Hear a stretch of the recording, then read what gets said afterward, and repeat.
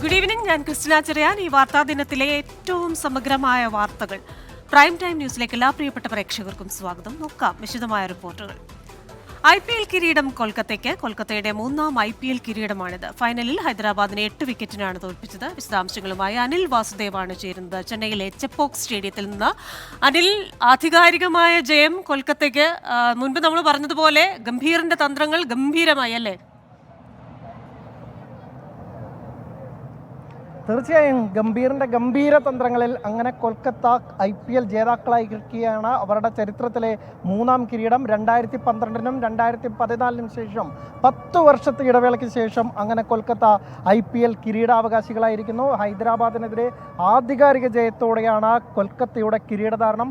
8 വിക്കറ്റിനാണ് കൊൽക്കത്ത ജയിച്ചത്. 114 റൺസ് വിജയലക്ഷ്യം അനായാസം മറികടക്കുന്ന കൊൽക്കത്തയാണ് കണ്ടത്. IPL ഫൈനൽ ചരിത്രത്തിലെ തന്നെ ഏറ്റവും ചെറിയ സ്കോറിന് ഹൈദരാബാദിനെ പുറത്താക്കി ഒടുവിൽ ആ വിജയലക്ഷ്യം ഏറ്റവും കുറഞ്ഞ പന്തുകളിൽ തന്നെ അടിച്ചെടുത്ത കൊൽക്കത്ത അങ്ങനെ ചാമ്പ്യന്മാരായിരിക്കുകയാണ്. ഗംഭീറിന്റെ തിരിച്ചുവരവ് 2012-ലും 2014-ലും ക്യാപ്റ്റനായി ടീമിനെ കിരീടം നേടിക്കൊടുത്തിട്ടുള്ള ഗംഭീർ 10 വർഷത്തെ ഇടവേളയ്ക്ക് ശേഷം വീണ്ടും ഒരു കിരീട നേട്ടത്തിൽ ഗംഭീറിന്റെ തന്ത്രങ്ങൾ തന്നെ വേണ്ടി വന്നു. ചില ആരാധക പ്രതികരണങ്ങളിലേക്ക് കൂടി നമുക്ക് പോകാം. ചില മലയാളി ആരാധകരെ കിട്ടിയുണ്ട്. സന്തോഷം. എവിടെന്നാ? നാട്ടിൽ എവിടെന്നാ? ഞാൻ മാഹിയിൽ നിന്നാണ്. ഞാൻ കോഴിക്കോട്. എന്തായാലും വന്നത് ഈ മത്സരം കാണാൻ മാത്രമായിട്ടാണ്. ഞങ്ങൾ ആക്ച്വലി ദുബായിൽ നിന്ന് വന്നതാണ് ഈ മത്സരം കാണാൻ വേണ്ടിയിട്ട്. അപ്പോൾ കൊൽക്കത്ത ഈ സീസണിൽ വളരെ നന്നായി കളിച്ചു.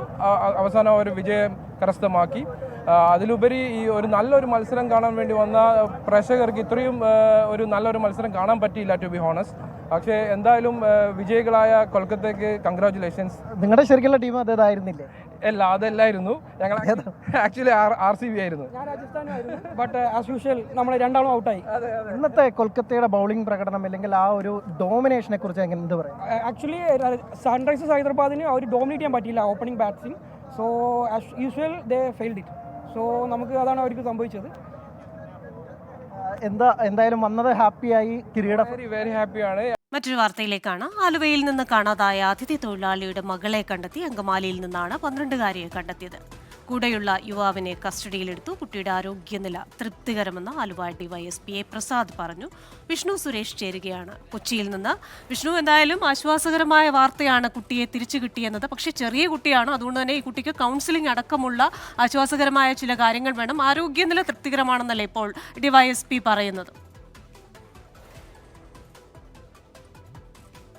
ക്രിസ്റ്റിന, ആരോഗ്യനില തൃപ്തികരമാണ്. നേരത്തെ സൂചിപ്പിച്ചതുപോലെ 12 വയസ്സ് മാത്രമാണ് പ്രായം. അതുകൊണ്ട് കൗൺസിലിംഗ് ഉൾപ്പെടെ പോലീസിന്റെ ഭാഗത്ത് നിന്ന് നൽകും എന്നറിയിച്ചിട്ടുണ്ട്. അതിനുശേഷമായിരിക്കും കുട്ടിയെ മാതാപിതാക്കൾക്കൊപ്പം വിടുക. നിലവിൽ DYSP ഉൾപ്പെടെയുള്ള ആളുകൾ ആലുവ ഈസ്റ്റ് പോലീസ് സ്റ്റേഷനിൽ ഉണ്ട്. 2 പേരെയാണ് കസ്റ്റഡിയിൽ എടുത്തിരിക്കുന്നത്. ഒന്ന് ഈ കുട്ടിയെ കൊണ്ടുപോയ ആളുണ്ട്, അതോടൊപ്പം തന്നെ അയാളുടെ ബന്ധു.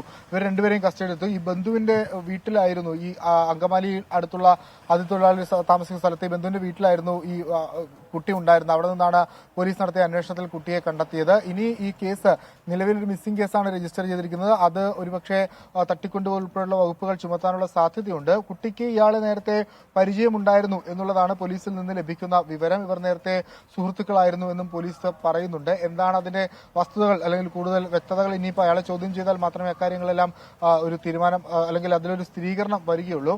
നിലവിൽ ചോദ്യം ചെയ്യൽ പുരോഗമിക്കുകയും ചെയ്യുന്നുണ്ട്. കുട്ടിയുടെ മാതാപിതാക്കൾ അല്പസമയത്തിനകം തന്നെ പോലീസ് സ്റ്റേഷനിലേക്ക് എത്തുമെന്നാണ് നിലവിൽ ലഭിക്കുന്ന വിവരം. ആശങ്കപ്പെടേണ്ട സാഹചര്യങ്ങളൊന്നുമില്ല. വലിയ പ്രതിസന്ധികളൊക്കെ ഉണ്ടായിരുന്നെങ്കിൽ പോലും അതിനെല്ലാം തരണം ചെയ്ത് പെൺകുട്ടിയെ പോലീസ് കൃത്യമായി കണ്ടെത്തി എന്നുള്ളതാണ് ഏറ്റവും പ്രധാനപ്പെട്ട കാര്യം.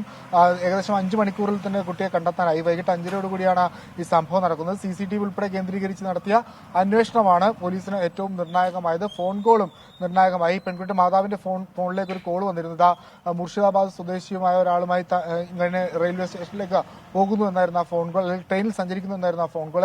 ആ ഒരു പശ്ചാത്തലത്തിൽ ഒരു സംഘം ട്രെയിൻ ഉൾപ്പെടെ കേന്ദ്രീകരിച്ച് പരിശോധന നടത്തിയിരുന്നു. മറ്റ് വിഭാഗങ്ങൾ ആലുവയിലെ വിവിധ മേഖലകൾ കേന്ദ്രീകരിച്ചായിരുന്നു പരിശോധന. ആ പരിശോധനയാണ് പെൺകുട്ടിയെ കണ്ടെത്താനായത്. ക്രിസ്റ്റീന, ശരി, ആശ്വാസകരമായ വാർത്തയാണ് വിഷ്ണു സുരേഷ് കൊച്ചിയിൽ നിന്ന് പങ്കുവയ്ക്കുന്നത്. ആലുവയിൽ നിന്ന് കാണാതായ 12-കാരിയെ അങ്കമാലിയിൽ നിന്ന് കണ്ടെത്തി. തിരുവനന്തപുരം നെയ്യാർ ഡാമിൽ നടന്ന KSU ക്യാമ്പിലെ സംഘർഷത്തിൽ KSU സംസ്ഥാന നേതൃത്വത്തിന് വൻ വീഴ്ചയെന്ന റിപ്പോർട്ടുകൾ KPCC നേതൃത്വത്തെയോ KPCC പ്രസിഡന്റിനെയോ അറിയിക്കാതെയായിരുന്നു ക്യാമ്പ്. അന്വേഷണ സമിതിയുടെ പ്രാഥമിക റിപ്പോർട്ടിന്റെ വിശദാംശങ്ങൾ 24-ന് ലഭിച്ചു. വിശദാംശങ്ങളുമായി സലീം മാലിക് ചേരുകയാണ് തിരുവനന്തപുരത്ത് നിന്ന്. സലീം, ഇന്ന് വൈകിട്ട് തന്നെ ഒരു പ്രാഥമിക അന്വേഷണ റിപ്പോർട്ട് കൊടുക്കണമെന്ന് പറഞ്ഞിരുന്നു. ആ റിപ്പോർട്ട് ഇപ്പോൾ വന്നിരിക്കുന്നു. ഈ റിപ്പോർട്ടിൽ പറയുന്നത് KPCC പ്രസിഡന്റിനെയോ നേതൃത്വത്തെയോ അറിയിക്കാതെയായിരുന്നു ഈ ക്യാമ്പ് നടന്നത്. എന്തൊക്കെ മറ്റു കാര്യങ്ങളാണ് ഈ റിപ്പോർട്ടിൽ പറയുന്നത്? KPCC നിയോഗിച്ച 3-അംഗ സമിതി സമർപ്പിച്ചിരിക്കുന്ന റിപ്പോർട്ടിൽ KSU സംസ്ഥാന നേതൃത്വത്തിന് അടിമുടി വിമർശനമാണ്. അത് ഇന്നലെ നടന്ന സംഘർഷത്തിൽ മാത്രമല്ല, ഈ ക്യാമ്പ് നടത്തിപ്പിലാകെ വലിയ വീഴ്ചകൾ സംസ്ഥാന നേതൃത്വത്തിന് സംഭവിച്ചിട്ടുണ്ട് എന്നുള്ളതാണ് ഈ 3-അംഗ സമിതിയുടെ വിലയിരുത്തൽ. അത് സംബന്ധിച്ച റിപ്പോർട്ടാണ് നൽകിയിരിക്കുന്നത്. നെടുമങ്ങാട് ഗവൺമെന്റ് കോളേജിലുണ്ടായ ഒരു സംഘർഷത്തിന്റെ പശ്ചാത്തലത്തിലാണ് അത് ക്യാമ്പിലേക്ക് ഒരു സംഘർഷമായി വഴിമാറിയത്. ജില്ലാ കമ്മിറ്റിയിലുള്ള 2 പേർ തമ്മിൽ ഏറ്റുമുട്ടി. ആ ഏറ്റുമുട്ടിയപ്പോൾ സംസ്ഥാന നേതൃത്വത്തിന് ആ ഏറ്റുമുട്ടൽ തടയാൻ കഴിഞ്ഞില്ല എന്ന് മാത്രമല്ല, സംഘർഷത്തിന് കൂടുതൽ എരിവും പുളിയും പകരുന്ന നടപടിയാണ് സംസ്ഥാന നേതൃത്വം സ്വീകരിച്ചത്. അത് തന്നെ വലിയ വീഴ്ചയായി മാറി. അതിനുശേഷം സംഘർഷം നിയന്ത്രിക്കാനായി പോലും ഒരാളെയും നിലവിൽ അവിടേക്ക് എത്തിക്കാനും ഈ സംസ്ഥാന നേതൃത്വത്തിന് കഴിഞ്ഞില്ല. മാത്രമല്ല, ക്യാമ്പ് ഡയറക്ടർമാരെ സാധാരണഗതിയിൽ KPCCയുടെയോ അനുബന്ധ സംഘടനകളുടെയോ പരിപാടികൾ നടക്കുമ്പോൾ ക്യാമ്പ് ഡയറക്ടർമാരെ നിയമിക്കാറുണ്ട്. അച്ചടക്കം പാലിക്കാനും മറ്റു കാര്യങ്ങൾ നിയന്ത്രിക്കാനുമായാണ് ക്യാമ്പ് ഡയറക്ടർമാരെ നിയമിക്കുന്നത്. അങ്ങനെ ഒരു ക്യാമ്പ് ഡയറക്ടറെ പോലും ഇത്തവണ നിയമിച്ചിരുന്നില്ല. മാത്രമല്ല, ഈ ക്യാമ്പ് അത് KPCCയുടെ പോഷക സംഘടനയായ KSU അത്തരത്തിലൊരു പരിപാടി നടത്തിയപ്പോൾ KPCC നേതൃത്വത്തെയോ KPCC പ്രസിഡന്റിനെയോ പോലും ഈ ക്യാമ്പ് അറിയിച്ചിട്ടുമില്ല. അത് വലിയ വീഴ്ചയായി മാറുകയും ചെയ്തു. മാത്രമല്ല, ക്യാമ്പ് ഡയറക്ടർമാരെ നിയമിക്കാത്തത് കൊണ്ട് തന്നെ അച്ചടക്കം പാലിക്കാനും കഴിഞ്ഞില്ല. നിലവിൽ ഈ KSUവിന്റെ ജില്ലാ കമ്മിറ്റികളിൽ ഈ അനാവശ്യമായുള്ള 100-ലധികം ജംബോ ആളുകൾ ഉൾപ്പെടുന്ന ജംബോ കമ്മിറ്റികളാണുള്ളത്. ആ ജംബോ കമ്മിറ്റികളിൽ പലർക്കും കീഴ്ഘടകത്തിൽ പ്രവർത്തിച്ച് പരിചയമില്ല, വിദ്യാർത്ഥികളുമായി പോലും ബന്ധമില്ല. മാത്രമല്ല, KSU ഈ ക്യാമ്പസുകളിൽ SFI നടത്തുന്ന അക്രമത്തിനെതിരെ ഒരു വിദ്യാർത്ഥി രോക്ഷമുണ്ട്. അതിന്റെ മുന്നിൽ നിന്ന് നയിക്കാൻ പോലും KSUവിന്റെ നിലവിലെ നേതാക്കൾക്ക് കഴിയുന്നില്ല എന്നും ഈ റിപ്പോർട്ടിൽ പറയുന്നു. അതുകൊണ്ട് തന്നെ KSUവിൽ അടിമുടി ശുദ്ധീകരണം ആവശ്യമാണ് എന്നുകൂടി പറഞ്ഞാണ് ഈ റിപ്പോർട്ട് അവസാനിപ്പിക്കുന്നത്. ക്രിസ്റ്റീന.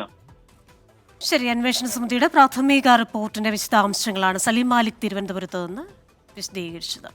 റമാൽ ചുഴലിക്കാറ്റ് കരയിലേക്ക് പ്രവേശിച്ചു തുടങ്ങി. 4 മണിക്കൂറിനകം കാറ്റ് പൂർണ്ണമായും കരതൊടും. ബംഗ്ലാദേശിന്റെയും ബംഗാളിന്റെയും തീരമേഖലയിലൂടെയാണ് കാറ്റ് കരയിലേക്ക് പ്രവേശിക്കുക.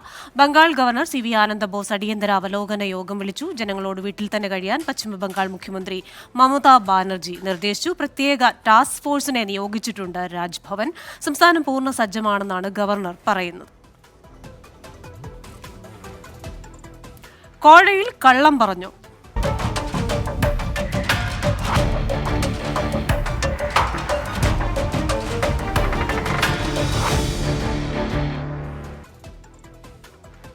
പുതിയ മദ്യനയത്തെക്കുറിച്ച് ബാർ ഉടമകളുമായി ഒരു ചർച്ചയും നടത്തിയിട്ടില്ലെന്ന സർക്കാർ വാദം നുണയെന്ന് വ്യക്തമാക്കുന്ന തെളിവുകൾ പുറത്ത്.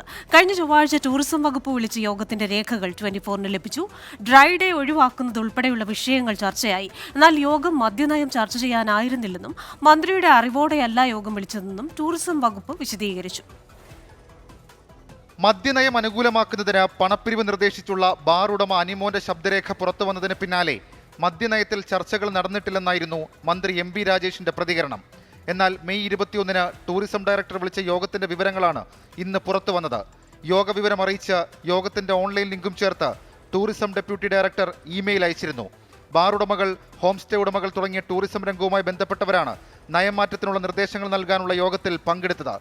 യോഗത്തിന്റെ ഏക അജണ്ട മദ്യനയമാറ്റം മാത്രമായിരുന്നു.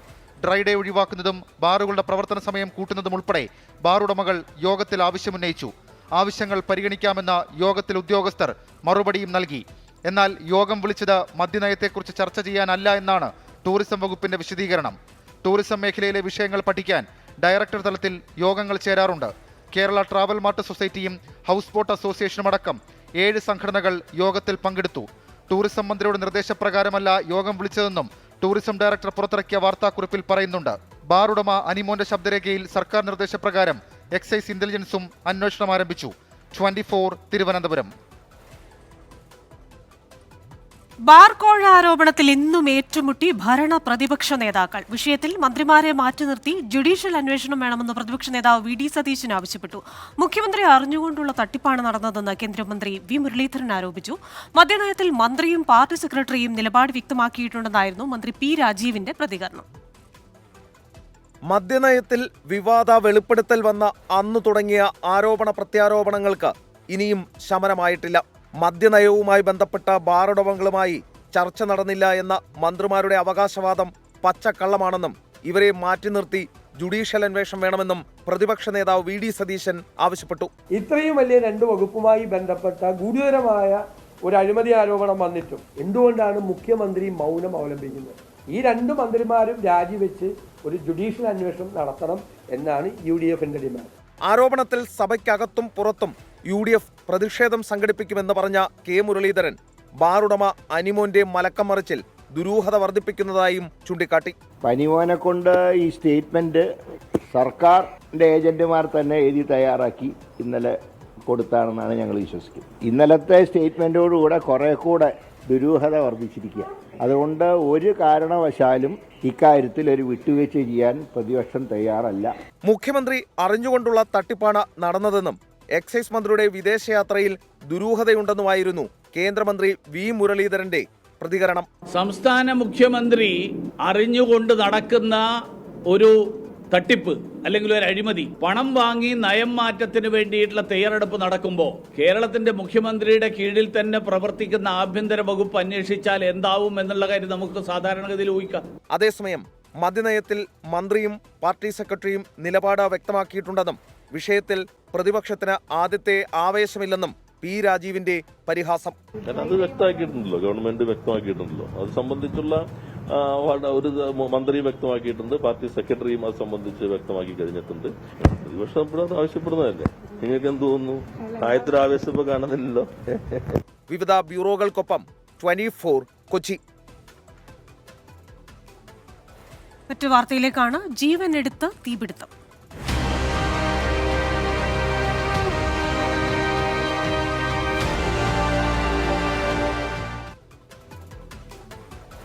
ഡൽഹി വിവേക് വിഹാറിലെ ആശുപത്രിയിലുണ്ടായ തീപിടുത്തത്തിൽ മരിച്ചത് 3 പെൺകുട്ടികളും 4 ആൺകുട്ടികളും. നിയമം ലംഘിച്ച് പ്രവർത്തിച്ചു വന്ന ആശുപത്രിയുടെ ഉടമയെ പോലീസ് മനഃപൂർവ്വമല്ലാത്ത നരഹത്യാക്കുറ്റം ചുമത്തി അറസ്റ്റ് ചെയ്തു. ഓക്സിജൻ കാലി സിലിണ്ടറുകളിൽ നിറയ്ക്കാനുള്ള ശ്രമമാണ് അപകടത്തിൽ കലാശിച്ചത്. ഡോക്ടർ നവീൻ കിച്ചിയാണ് പിടിയിലായത്. മനഃപൂർവ്വമല്ലാത്ത നരഹത്യ ഉൾപ്പെടെയുള്ള ചാർജുകൾ ചുമത്തിയാണ് അറസ്റ്റ്. അന്വേഷണം പുരോഗമിക്കുകയാണെന്നും കൂടുതൽ അറസ്റ്റുകൾ ഉണ്ടാകുമെന്നും ഡൽഹി പോലീസ് വ്യക്തമാക്കി. തീപിടുത്തത്തിൽ ജീവൻ നഷ്ടമായ കുഞ്ഞുങ്ങളുടെ വിവരങ്ങളും അധികൃതർ പുറത്തുവിട്ടു.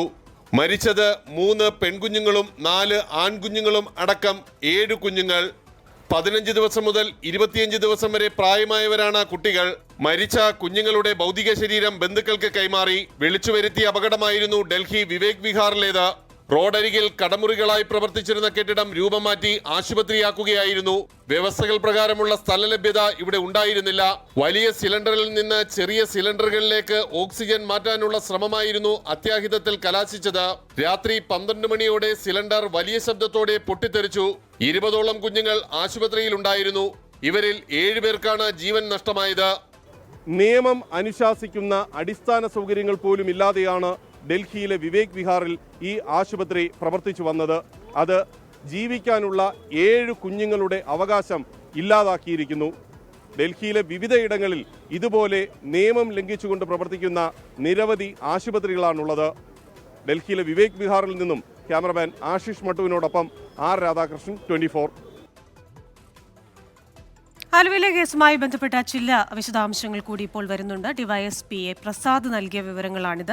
2 വർഷമായി പെൺകുട്ടിയും യുവാവും തമ്മിൽ അടുപ്പത്തിലാണ്. നാട്ടിലേക്ക് പോകണമെന്നായിരുന്നു കുട്ടിയുടെ ആഗ്രഹം. ഇത് യുവാവിനോട് പറഞ്ഞു. അങ്ങനെയാണ് ഇരുവരും പോകുന്നത്. പക്ഷേ കുട്ടിക്ക് പ്രായപൂർത്തിയാകാത്തതിനാൽ തട്ടിക്കൊണ്ടുപോകൽ ഉൾപ്പെടെയുള്ള വകുപ്പുകൾ ചുമത്തേണ്ടി വരുമെന്നാണ് ഡിവൈഎസ്പി പറയുന്നത്. ഈ പ്രതിയെ നാളെ കോടതിയിൽ ഹാജരാക്കും. മറ്റൊരു വാർത്തയിലേക്കാണ്. കുഞ്ഞുങ്ങളെ കുരുതി കൊടുത്ത ദുരന്ത ഞായർ.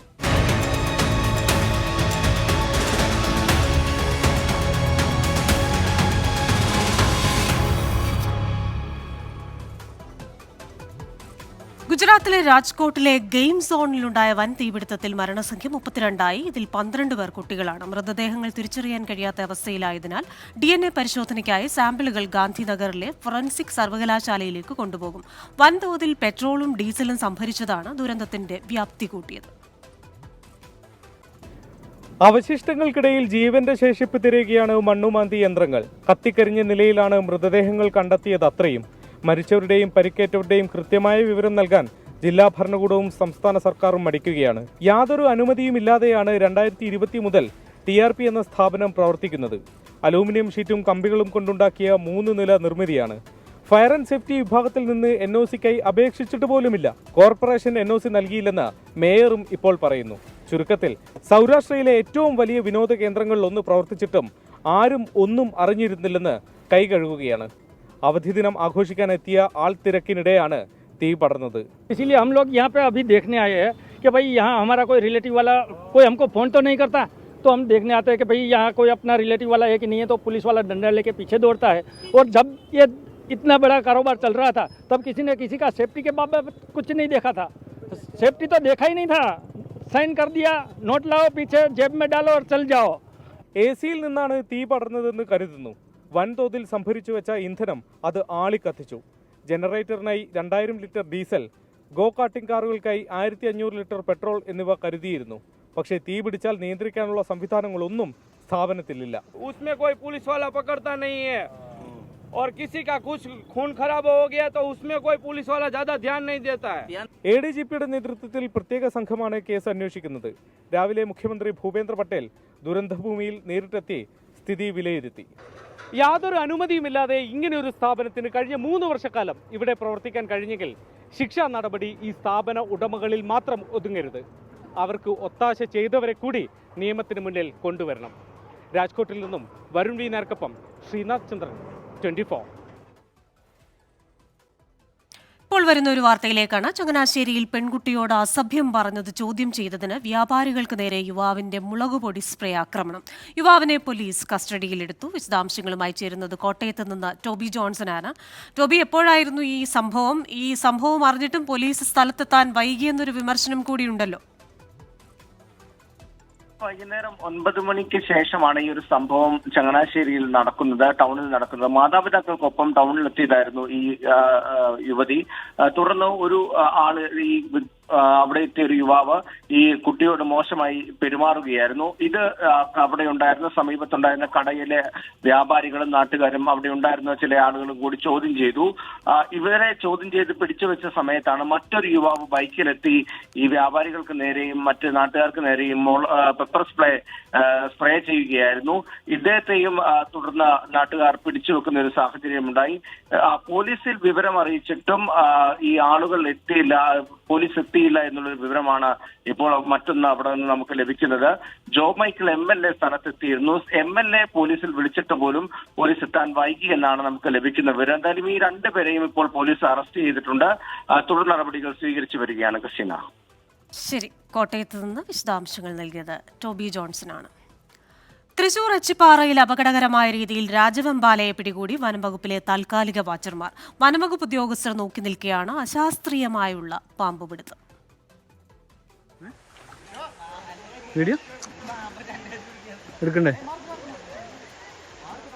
കഴിഞ്ഞ ദിവസം ചിമ്മിനി ഡാമിന് സമീപം ജനവാസ മേഖലയിലിറങ്ങിയ രാജവെമ്പാലയെ പിടികൂടുന്ന ദൃശ്യങ്ങളാണിത്.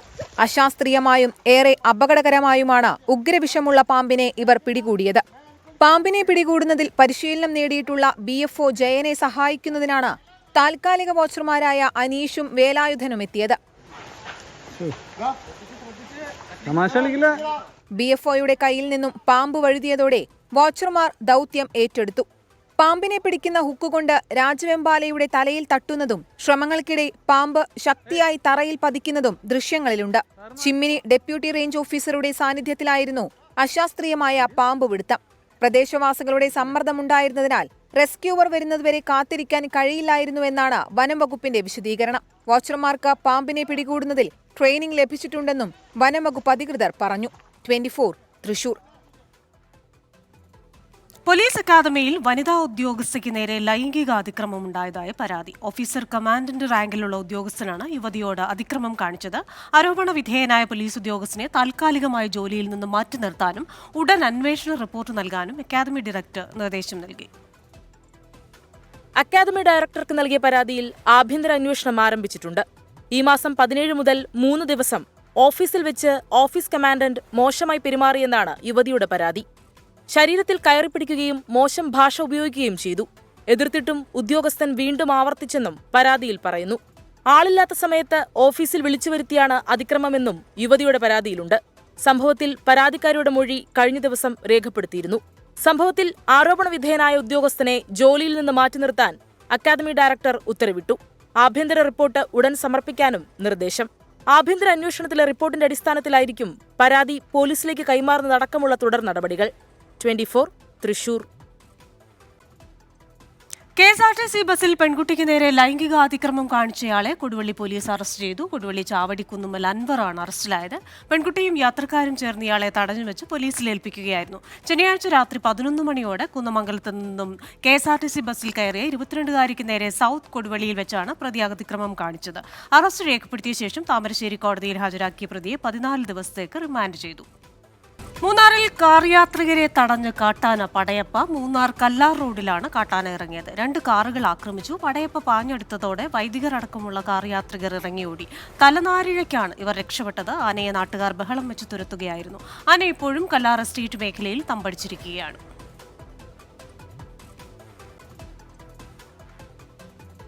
ചാലക്കുടി പുഴയിൽ കുളിക്കാനിറങ്ങിയ സഹോദരങ്ങളുടെ മക്കൾ മുങ്ങി മരിച്ചു. പുത്തൻവേലിക്കര കുറ്റിക്കാട് പറമ്പിൽ രാഹുലൻ റീജ ദമ്പതികളുടെ മകൾ മേഘ, കൊടകര വെമ്പനാട് വിനോദ് ബിൽജ ദമ്പതികളുടെ മകൾ ജ്വാലാലക്ഷ്മി എന്നിവരാണ് മരിച്ചത്. പുത്തൻവേലിക്കരയിലുള്ള ബന്ധുവീട്ടിൽ നിന്നാണ് 5-അംഗ സംഘം ചാലക്കുടി പുഴയിൽ കുളിക്കാനെത്തിയത്. ഇതിൽ മേഘ, ജ്വാലാലക്ഷ്മി, മേഘയുടെ സഹോദരി നേഹ എന്നിവർ പുഴയിലിറങ്ങി.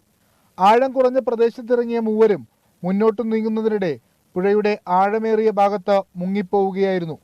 ബഹളം കേട്ട് ഓടിയെത്തിയ നാട്ടുകാർ നേഹയെ രക്ഷപ്പെടുത്തി. 2 മണിക്കൂർ നീണ്ട തെരച്ചിലിനൊടുവിലാണ് മേഘയുടെയും ജ്വാലാലക്ഷ്മിയുടെയും മൃതദേഹം ലഭിച്ചത്.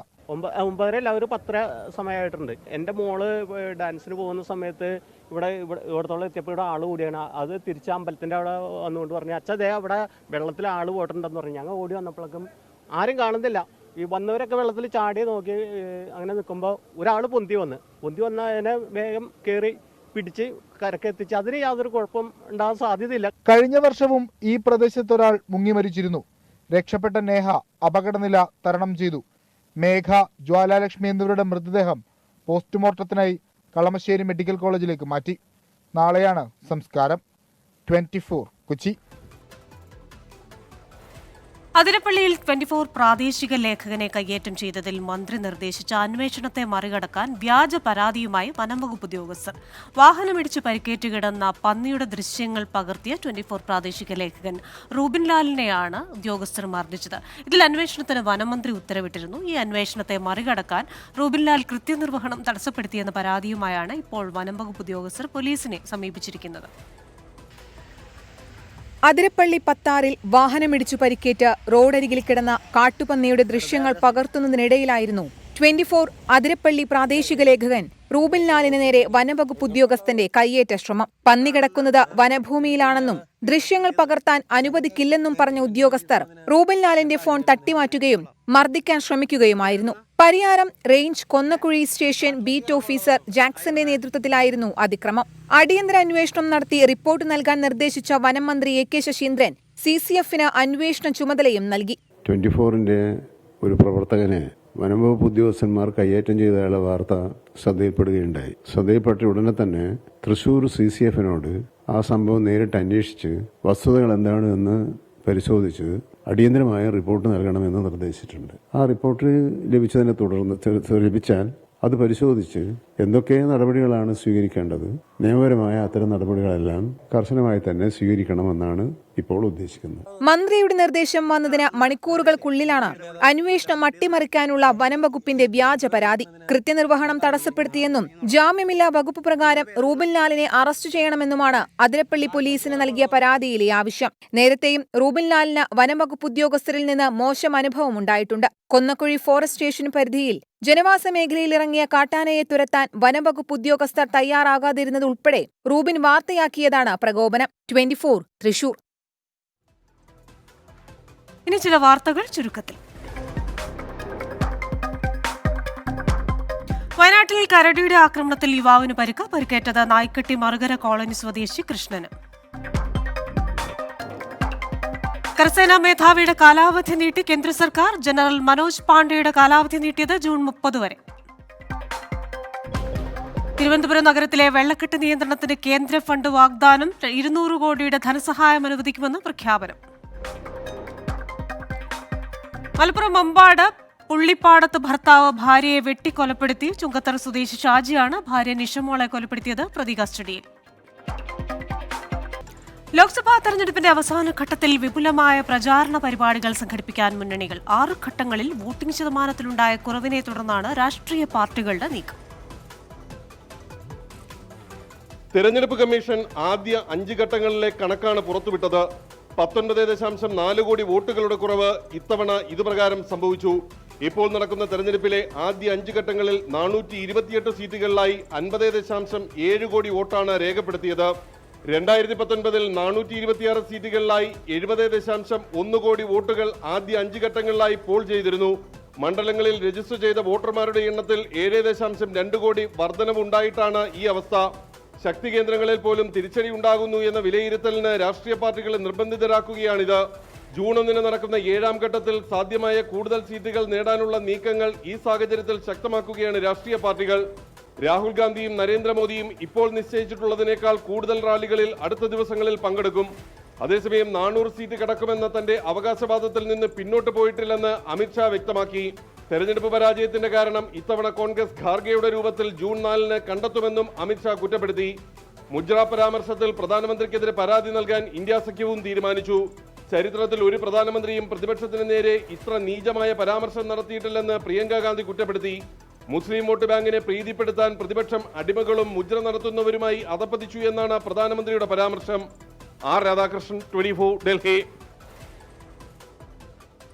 സ്ത്രീ സുരക്ഷ ഇനിയും അകലെ.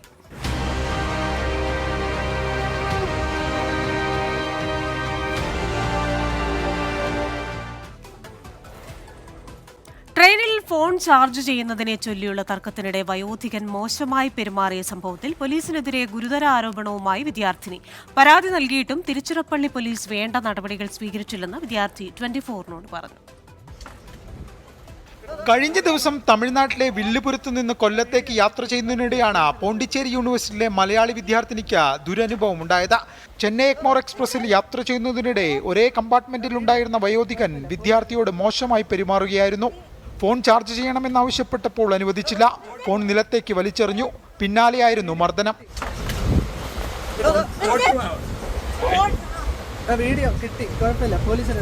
സംഭവം ഉണ്ടായപ്പോൾ തന്നെ പോലീസിൽ വിവരമറിയിച്ചു.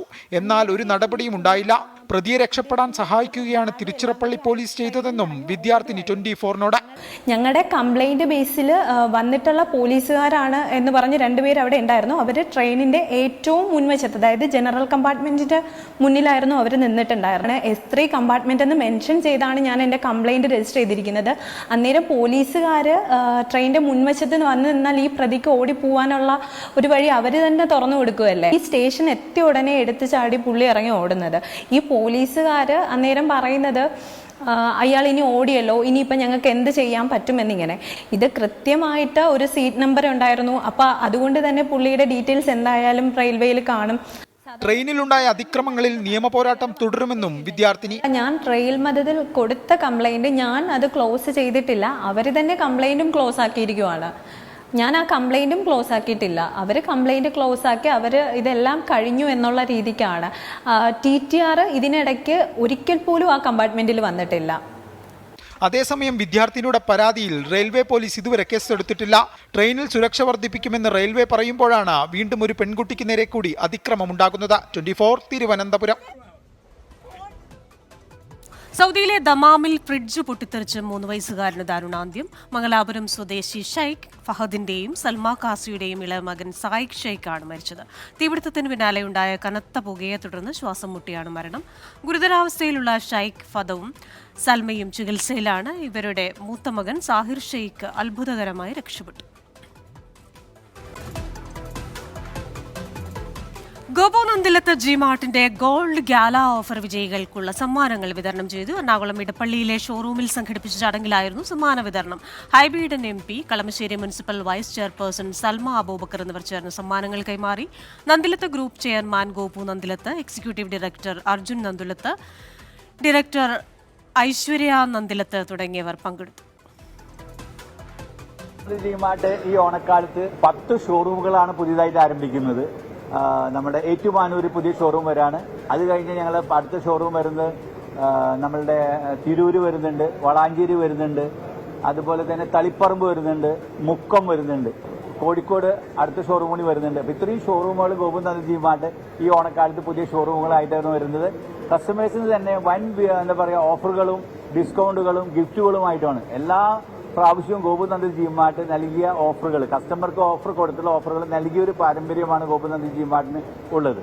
എന്തായാലും ഞങ്ങളോട് സഹകരിച്ച എല്ലാ മാന്യ ഉപഭോക്താക്കളോടും ഞാൻ ഈ അവസരത്തിൽ പ്രത്യേകം കടപ്പെട്ടിരിക്കുന്നു. കണ്ണൂരിലെ അവയവ കച്ചവട ആരോപണത്തിൽ പരാതിക്കാരിയായ യുവതിയുടെ ഭർത്താവിനും ഇടനിലക്കാരൻ ബെന്നിക്കുമെതിരെ പോലീസ് കേസെടുത്തു. വധഭീഷണി, വീട്ടിൽ അതിക്രമിച്ചു കടക്കൽ തുടങ്ങിയ വകുപ്പുകൾ പ്രകാരമാണ് കേസ്. എന്നാൽ വൃക്ക തട്ടിയെടുക്കാൻ ശ്രമിച്ചുവെന്ന ആരോപണം ഉൾപ്പെടുത്താതെയാണ് എഫ്ഐആർ രജിസ്റ്റർ ചെയ്തിരിക്കുന്നത്. യുവതിയെ ഭീഷണിപ്പെടുത്തിയെന്ന ആരോപണം വ്യാജമാണെന്ന് ഇടനിലക്കാരൻ ബെന്നി 24നോട് പ്രതികരിച്ചു. ബെന്നി എന്ന് പറഞ്ഞ ഒരാളുണ്ടായിരുന്നു. അതൊരു കിഡ്നിൻ്റെ ഏജന്റാണ്. ആ ഏജന്റാണ് എൻ്റെ ഹസ്ബൻഡിനോട് വിളിച്ചിട്ട് പറയുന്നത് മാനസിന്റെ കിഡ്നി എടുക്കാം, 9 ലക്ഷം രൂപ തരാം, 9 ലക്ഷം രൂപ വാഗ്ദാനം ചെയ്തു. തരാമെന്നാണ് പറഞ്ഞിരിക്കുന്നത്. അപ്പോൾ എനിക്ക് അതിന് താല്പര്യമില്ലായിരുന്നു. അപ്പോൾ ടെസ്റ്റും കാര്യങ്ങളൊക്കെ നടത്തുന്ന സമയത്ത് എൻ്റെ കെട്ടിൻ്റെ ഭീഷണിയായിരുന്നു. ആ ഭീഷണി ഞാൻ അയാൾ പറഞ്ഞതെല്ലാം അനുസരിച്ച് കേട്ടു. പേരാവൂർ നെടുമ്പോയിൽ സ്വദേശിനിയായ ആദിവാസി യുവതിയുടെ ഈ വെളിപ്പെടുത്തലാണ് കണ്ണൂരിലെ അവയവ കച്ചവട കണ്ണികളെക്കുറിച്ചുള്ള സംശയം ബലപ്പെടുത്തുന്നത്. അതേസമയം ഇടനിലക്കാരനെന്ന ആരോപണം നിഷേധിച്ച് കണിച്ചാർ പെരുന്തോടി സ്വദേശി ബെന്നി അവയവ കച്ചവടത്തിന് താൻ ഇടനില നിന്നിട്ടില്ല, അവയവദാനത്തിന്റെ നിയമവശങ്ങൾ യുവതിയുടെ ഭർത്താവിന് പറഞ്ഞു നൽകുക മാത്രമാണ് ചെയ്തത്. വൃക്ക സ്വീകരിക്കുന്നവരോട് യുവതി 20 ലക്ഷം ആവശ്യപ്പെട്ടു. ഈ തുക ലഭിക്കാതിരുന്നതാണ് പ്രശ്നങ്ങളുടെ കാരണമെന്നും ബെന്നി. പൈസ ഞാൻ മേടിച്ചു കൊടുക്കാമെന്നും പറഞ്ഞിട്ടില്ല, പൈസ നിങ്ങൾക്ക് തരാമെന്നും പറഞ്ഞിട്ടില്ല, 1 രൂപ പോലും ഞാൻ കൊടുത്തിട്ടില്ല. അല്ലാതെ വൃക്കയുടെ ബ്രോക്കർ പണിയൊന്നും ചെയ്തിട്ടില്ല. ഈ വൃത്തിയുടെ ബ്രോക്കർ പണി ചെയ്താൽ ഒന്നും ഞാൻ ചെയ്തിട്ടില്ല. ഇല്ലില്ല, ഞാൻ ആൾക്കാരെ കൂട്ടിക്കൊണ്ട് ഒരു പേഷ്യന്റിന് ഒരു കിഡ്നി കൊടുക്കാനെന്നും പറഞ്ഞ് ഞാൻ ആൾക്കാരെ കൂട്ടിക്കൊണ്ട് പോയിട്ടില്ല.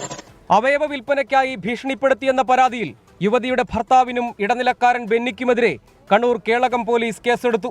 വധഭീഷണി, വീട്ടിൽ അതിക്രമിച്ചു കിടക്കൽ തുടങ്ങിയ വകുപ്പുകൾ പ്രകാരമാണ് കേസ്. പട്ടികവർഗ പീഡന നിരോധന നിയമപ്രകാരമുള്ള വകുപ്പുകളും ചുമത്തി. അതേസമയം വൃക്ക തട്ടിയെടുക്കാൻ ശ്രമിച്ചുവെന്ന ആരോപണം എഫ്ഐആറിൽ ഉൾപ്പെടുത്തിയിട്ടില്ല. 24 കണ്ണൂർ. പ്രൈം ടൈം ന്യൂസ് പൂർണ്ണമാകുന്നു. Good night. ലോകത്തെവിടെയായാലും ഏത് സമയത്തും 24 വാർത്തകളും ഓഗ്മെന്റഡ് റിയാലിറ്റി പാക്കേജുകളും എക്സ്പ്ലെയിനറുകളും വിശദമായി കാണാൻ ഞങ്ങളുടെ യൂട്യൂബ് ചാനൽ നിങ്ങൾക്ക് സബ്സ്ക്രൈബ് ചെയ്യാം.